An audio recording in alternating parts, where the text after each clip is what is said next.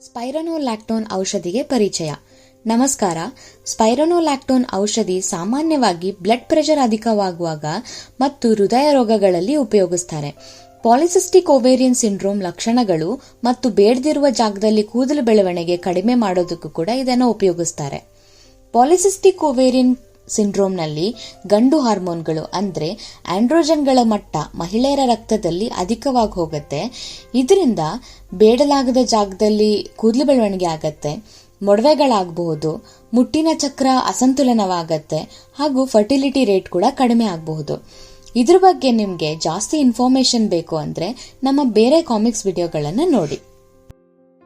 ಸ್ಪೈರನೋಲ್ಯಾಕ್ಟೋನ್ PCOS ಲಕ್ಷಣಗಳನ್ನು ನಿಯಂತ್ರಿಸಲು ಸಹಾಯ ಮಾಡುವ 2 ಪ್ರಮುಖ ಪರಿಣಾಮಗಳನ್ನು ಹೊಂದಿದೆ. ಮೊದಲನೆಯದು ಆಲ್ಡೋಸ್ಟಿರಾನ್ ತಡೆಗಟ್ಟುವುದು.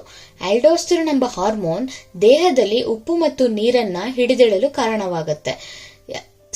ಸ್ಪೈರನೋಲ್ಯಾಕ್ಟೋನ್ ಇದನ್ನು ತಡೆದು ದೇಹದ ಸ್ವೆಲ್ಲಿಂಗ್ ಮತ್ತು ಫ್ಲೂಯಿಡ್ ರಿಟೆನ್ಷನ್ ಕಡಿಮೆ ಮಾಡಲು ಸಹಾಯ ಮಾಡುತ್ತೆ. ಎರಡನೆಯದು ಆಂಡ್ರೋಜನ್ ರಿಸೆಪ್ಟರ್ಗಳನ್ನ ಬ್ಲಾಕ್ ಮಾಡೋದು.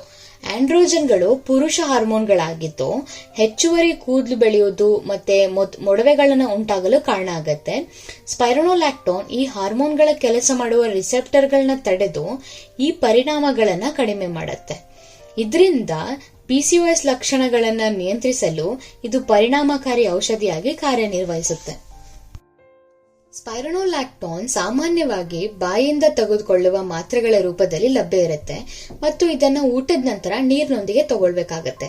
ಸಾಮಾನ್ಯ ಪ್ರಮಾಣ ಪ್ರತಿದಿನ 50 ರಿಂದ 200 ಮಿಲಿಗ್ರಾಂಗಳ ಒಳಗೆ ಇರುತ್ತೆ. ಕೂದಲು ಸಂಬಂಧಿಸಿದ ಸಮಸ್ಯೆಗಳಿಗಾಗಿ ಹೆಚ್ಚು ಪ್ರಮಾಣದ ಔಷಧಿ ಅಗತ್ಯವಾಗಬಹುದು. ಕೂದಲು ಬೆಳವಣಿಗೆಯಲ್ಲಿ ಸ್ಪಷ್ಟವಾದ ಕಡಿತ ಸಾಮಾನ್ಯವಾಗಿ ಸುಮಾರು 6 ತಿಂಗಳುಗಳ ಕಾಲ ಔಷಧಿಯನ್ನು ತಗೊಳ್ಬೇಕು. ಆದರೆ ಈ ಔಷಧಿ ಪ್ರಾರಂಭಿಸುವ ಅಥವಾ ಪ್ರಮಾಣ ಬದಲಾಯಿಸುವ ಮೊದಲು ನಿಮ್ಮ ವೈದ್ಯರ ಬಳಿ ಸಲಹೆ ತಗೊಳ್ಳೋದು ಅಗತ್ಯ. ಹೆಚ್ಚಿನ ಜನರಲ್ಲಿ ಯಾವುದೇ ತೊಂದರೆಗಳು ಕಾಣಿಸ್ಕೊಳ್ಳೋದಿಲ್ಲ, ಆದರೆ ಕೆಲವರಲ್ಲಿ ಸೈಡ್ ಎಫೆಕ್ಟ್ಸ್ ಗಳಾಗಬಹುದು. ಮೆನೋಪೋಸ್ ವಯಸ್ಸಿನ ಮಹಿಳೆಯರಲ್ಲಿ ಸಾಮಾನ್ಯವಾಗಿ ಕಂಡುಬರುವ ಸೈಡ್ ಎಫೆಕ್ಟ್ಸ್ ಗಳೇನಂದ್ರೆ ಬ್ರೆಸ್ಟ್ ಟೆಂಡರ್ನೆಸ್ ಆಗಿರ್ಬೋದು, ಸ್ವೆಲ್ಲಿಂಗ್ ಆಗಿರ್ಬೋದು, ಇರ್ರೆಗ್ಯುಲರ್ ಪೀರಿಯಡ್ಸ್ ಆಗಿರ್ಬೋದು, ನಿಂತಾಗ ತಲೆ ಸುತ್ತ ತರ ಆಗ್ಬೋದು. ಇನ್ನು ಕಡಿಮೆ ಸಾಮಾನ್ಯವಾದ ಸೈಡ್ ಎಫೆಕ್ಟ್ಸ್ ಗಳೇನಂದ್ರೆ ಚರ್ಮದ ಉರಿ ಅಥವಾ ರ್ಯಾಷಸ್ಗಳು, ದಣಿವು ಅಥವಾ ನಿದ್ರಾವಸ್ಥೆ, ತಲೆನೋವು ಕಾಣಿಸ್ಕೊಳ್ಳೋದು, ಹಾಗೆ ಲೈಂಗಿಕ ನಿರಾಸಕ್ತಿ ಆಗುವುದು.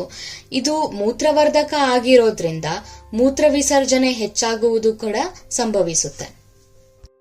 ಗಮನದಲ್ಲಿಟ್ಕೊಳ್ಬೇಕಾದ ಕೆಲವು ಮುಖ್ಯ ವಿಷಯಗಳು: ನೀವೇನಾದ್ರೂ ಗರ್ಭಿಣಿಯರಾಗಿದ್ರೆ ಅಥವಾ ಗರ್ಭಧಾರಣೆಗಾಗಿ ಪ್ರಯತ್ನ ಪಡ್ತಿದ್ರೆ, ಹಾಗೆ ನಿಮ್ಗೆ ಅಡಿಸನ್ಸ್ ಗಳ ರೋಗ ಅಥವಾ ಗಂಭೀರ ಮೂತ್ರಪಿಂಡ ಸಮಸ್ಯೆಗಳೇನಾದ್ರೂ ಇದ್ರೆ ಈ ಸಂದರ್ಭದಲ್ಲಿ ಸ್ಪೈರನೋಲ್ಯಾಕ್ಟೋನ್ ಬಳಕೆನ ಮಾಡಬಾರ್ದು. ಚಿಕಿತ್ಸೆ ಅವಧಿಯಲ್ಲಿ ನಿಮಗೆ ಸುರಕ್ಷಿತವಾದ ಗರ್ಭ ನಿರೋಧಕನ ಬಳಸಿ, ಯಾಕೆಂದ್ರೆ ಸ್ಪೈರನೋಲ್ಯಾಕ್ಟೋನ್ ಗರ್ಭದಲ್ಲಿನ ಶಿಶು ಅಭಿವೃದ್ಧಿಗೆ ಹಾನಿ ಉಂಟು ಮಾಡಬಹುದು. ಹಾಗೆ ಉತ್ತಮ ಫಲಿತಾಂಶಕ್ಕಾಗಿ ಚಿಕಿತ್ಸೆ ವೇಳೆ ಮದ್ಯಪಾನದ ಸೇವನೆಯನ್ನ ಕಡಿಮೆ ಮಾಡೋದು ತಪ್ಪಿಸಬೇಕಾಗತ್ತೆ. ಈ ಕಾಮಿಕ್ ವಿಡಿಯೋ ನಿಮಗೆ ಸ್ಪೈರನೋಲ್ಯಾಕ್ಟೋನ್ ಮತ್ತು ಅದು PCOS ಲಕ್ಷಣಗಳನ್ನ ಹೇಗೆ ನಿಯಂತ್ರಿಸಲು ಸಹಾಯ ಮಾಡುತ್ತೆ ಅಂತ ತಿಳಿಯಲು ಸಹಾಯ ಆಗಿದೆ ಅಂತ ನಾವು ಭಾವಿಸ್ತೇವೆ. ಇದು ಪುರುಷ ಹಾರ್ಮೋನ್ ಮಟ್ಟಗಳು ಪರಿಣಾಮವನ್ನ ಕಡಿಮೆ ಮಾಡಿ ಹೆಚ್ಚುವರಿ ಕೂದಲು ಬೆಳವಣಿಗೆ ನಿಯಂತ್ರಿಸಲು ಸಹಾಯ ಮಾಡುವ ಒಂದು ಚಿಕಿತ್ಸೆ ಆಗಿದೆ. ಯಾವುದೇ ಪ್ರಶ್ನೆಗಳು ಅಥವಾ ಚಿಂತೆಗಳೇನಾದ್ರೂ ಇದ್ರೆ ನಿಮ್ಮ ಹೆಲ್ತ್ ಕೇರ್ ಪ್ರೊವೈಡರ್ನ ಸಂಪರ್ಕಿಸಿ. ಧನ್ಯವಾದಗಳು.